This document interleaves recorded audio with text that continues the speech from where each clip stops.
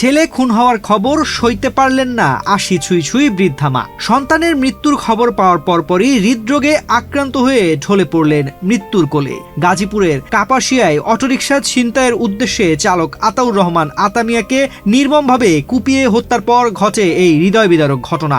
একসাথে পরিবারের ২ সদস্যকে হারিয়ে বাকরুদ্ধ স্বজনরা।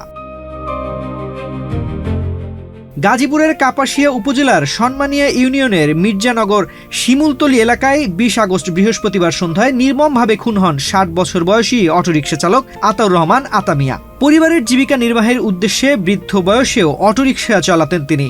স্বজনদের ধারণা ভাড়ার কথা বলে নির্জন স্থানে ডেকে নিয়ে তাকে হত্যা করে অটোরিকশাটি ছিনিয়ে নিয়ে যায় দুর্বৃত্তরা। যিনি মারা গেছে আমার বড় ভাই আতামিয়া।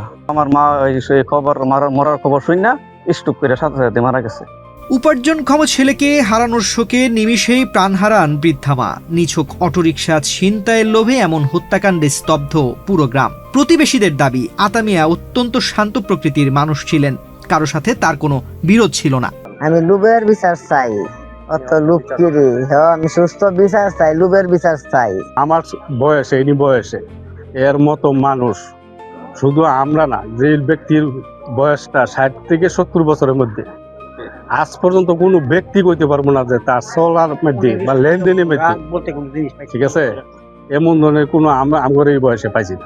যারা করছে অপরাধ, অপরাধ এলা যেই করুক, এরা আমরা সর্বোচ্চ শাস্তি চাই, সর্বোচ্চ যে একটা দৃষ্টান্ত এর বিচারটা করলে যেন এটা দেখে আরো ১০ জন এমন অপরাধে যাতে জড়িত না হইতে পারে।